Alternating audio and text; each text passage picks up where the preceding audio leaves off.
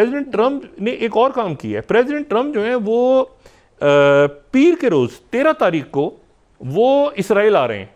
अब ये बहुत बड़ा वाकया है, बहुत बड़ा इवेंट होने जा रहा है अगले 48 घंटे में कि प्रेसिडेंट ट्रंप इसराइल आ रहे हैं और इसराइल आके वो वहाँ की पार्लियामेंट से खिताब करेंगे। चौथे अमेरिकी सदर हैं आज तक के जो इसराइल की पार्लियामेंट से खिताब करेंगे। और ये इसराइल की पार्लियामेंट का अगर हम दिखा सकें, फर्स्ट उनके जो कनेसेट है उनके स्पीकर का ये प्रेसिडेंट ट्रंप को इनविटेशन लेटर है जो हम अपने नाज़रीन को दिखा रहे हैं इस वक्त स्क्रीन पे।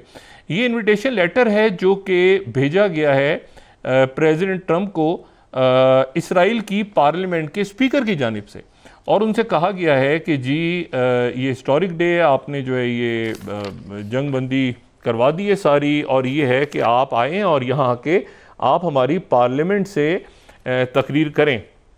और ये 2000 आखिरी पैराग्राफ में वो कहते हैं कि 2008 के बाद जबकि sitting president George W Bush ने विज़िट किया था, आप जो हैं वो पहले जो हैं वो सदर होंगे और Israel awaits the peace president. लेकिन प्रेसिडेंट ट्रंप ने इस दावत को कबूल तो कर लिया है, लेकिन एक और इसमें इंटरेस्टिंग जो डेवलपमेंट है वो ये है कि वो इसराइल आकर यहाँ की पार्लियामेंट से खिताब करेंगे। उनका 6 घंटे क़याम होगा मुकम्मल। अभी तक जो प्लान आ रहा है वो ये आ रहा है कि पीर के दिन वो 5 से 6 घंटे वो इसराइल में क़याम करेंगे। लेकिन इसराइल क़याम करने से पहले कल रात को वो जो फ्लाई करेंगे अमेरिका से, तो उनका पहला पड़ाव होगा काहिरा में, कायरो, मिस्र। प्रेसिडेंट ट्रंप आ रहे हैं मिस्र से वो जाएंगे इसराइल, और मिस्र में पीर के रोज़ एक बैनुल अक़वामी कॉन्फ्रेंस मुनक्किद होने जा रही है। एक बैनुल अक़वामी कॉन्फ्रेंस मुनक्किद होने जा रही है जिसकी मेज़बानी जो है वो मिस्र के सदर अब्दुल फताह सीसी और सदारत जो है वो ट्रंप करेंगे। और उसमें जो लोग शरीक होंगे जिनकी कंफर्मेशन हो गई है वो उनमें जर्मन चांसलर हैं, इटालियन प्राइम मिनिस्टर हैं जॉर्जिया मेलोनी, उसमें बरतानिया के केयर स्टेमर आ सकते हैं, उसमें तुर्की के देखना यह है कि प्रेसिडेंट उर्दुगान आते हैं या कोई और नुमाइंदे आते हैं। लेकिन यह है कि स्पेन से उनके वज़ीर आज़म आ रहे हैं। तो तमाम अरब ममालिक और उसके साथ यूरोप के ममालिक को प्रेसिडेंट ट्रंप ने वहाँ पे बुलवा लिए। यानी प्रेसिडेंट ट्रंप ने एक काम ऐसा किया है कि गज़ा के और फ़लस्तीन के मामले को उन्होंने इंटरनेशनलाइज कर दिया है। यानी एक बड़ी टेबल पे बहुत सी चेयर्स रख दी हैं जहाँ इससे पहले इसराइल के साथ जब मामले तय होते रहे हैं, चाहे कैंप डेविड हो या ऑस्लो एकॉर्ड हो, अमेरिका और इसराइल करता था मामला और एक आध अरब मुल्क होता था। अब जो टेबल है उस पर इसराइल की एक सीट है और बाकी सीट्स पे उन्होंने यूरोप को भी बिठा दिए, कतर को बिठा दिए, यूएई को बिठा दिए, इंडोनेशिया को बिठा दिए, पाकिस्तान को बिठा दिए, सब सारे मुल्कों को बिठा दिए। और वो टेबल पे एक सीट है, just 1 seat on the table, वो है सीट इसराइल की। और इसी इशू को इंटेंशनलाइज कर दिया कि अच्छा आप क्या कहते हैं, आप क्या कहते हैं, आप क्या कहते हैं, सारे ये कहते हैं, तो भाई सब मिलके ये कह रहे हैं। और वो उसमें जो एक इंटरेस्टिंग बात है वो ये है कि हमास की तरफ से आज ये बात की गई है कि हम प्रेसिडेंट ट्रंप को मुबारकबाद देते हैं इस जंगबंदी पे, लेकिन हम टोनी ब्लेयर की शदीद मज़म्मत करते हैं कि वो इस पीस बोर्ड में ना आए। तो ये एक बड़ी इंटरेस्टिंग बात है। और इसी तरह से ये जो मामलात हैं सारे मरवान बरगूती का या अहमद सलामा का या अब्दुल्ला बरगूती वो हैं जिनको 6,000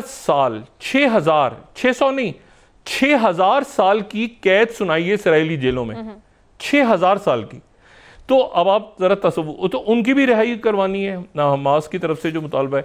तो हमास ने ये फैसला किया है कि प्रेसिडेंट ट्रंप के पीर को आने से पहले, यानी 72 घंटे में नहीं, शायद वो कल शाम तक तमाम जो यरवाली हैं या तमाम जो 20 जो हैं वो जिंदा यरगमाली हैं और 28 की बाकियात हैं, वो शायद पहले ही हवाले कर दें, प्रेसिडेंट ट्रंप के कायरा में उतरने से पहले ही वो हैंड ओवर कर दें।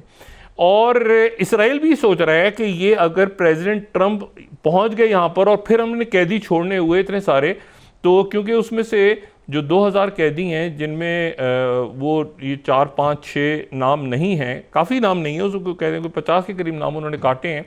वो ये कह रहे हैं उसमें से 450 के करीब जो हैं वो इसराइली फ़ौज के पास हैं और कोई 1450 ऐसे हैं जो इसराइल की जेलों में।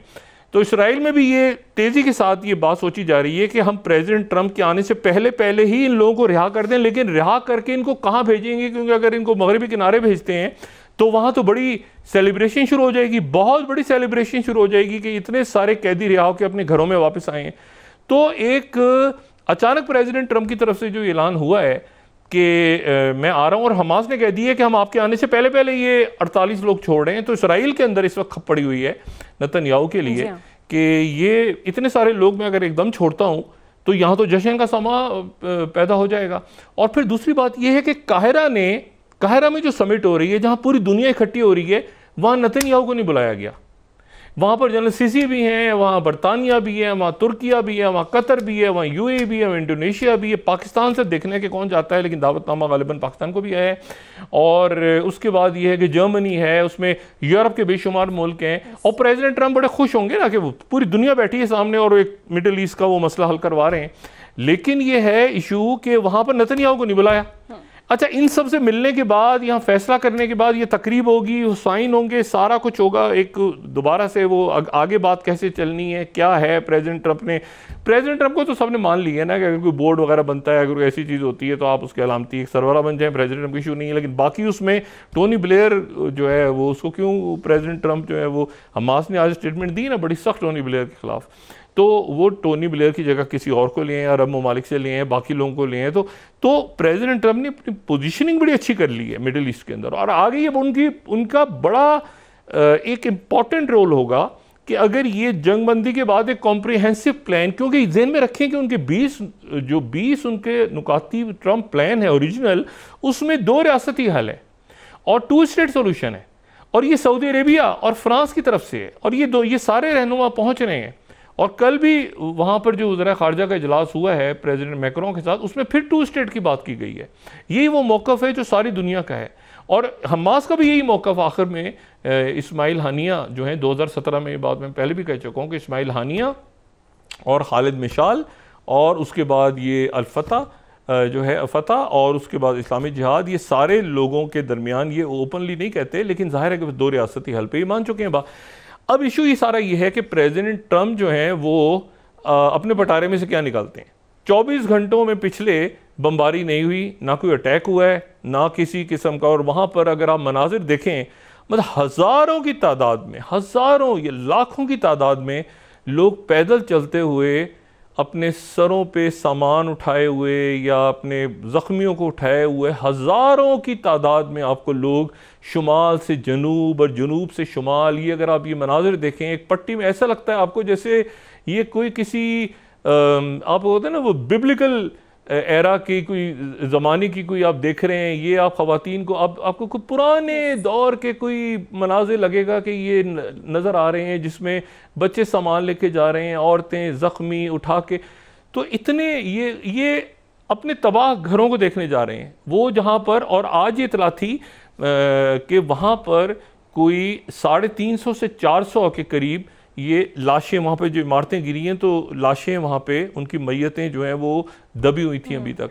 तो यहाँ से जो लोग अंदर एंटर हो रहे हैं अभी, जो हिलाल अहमर के और बाकी, तो उनकी पहली प्रायोरिटी ये है कि वो किसी तरह से वहाँ से मलबा उठाएं, क्योंकि ज़ाहिर है मलबा बहुत भारी वहाँ पे इक्विपमेंट अंदर जाएगा, तो उसके नीचे वो जो मैयतें और लाशें हैं तो वो उठाई जाएं। लेकिन हमास का कहना ये है कि उनको भी निकालें, लेकिन उनसे पहले वो निकाल लें जो कि उनके जो 28 वापस करनी है वो भी कहीं मलबे तले दबी हुई हैं जो कि इसराइल को वापस करने हैं, तो वो जल्दी निकालें, क्योंकि वो प्रेसिडेंट ट्रंप के आने से पहले अगर वापसी हो जाए तो ये अच्छा मैसेज आएगा।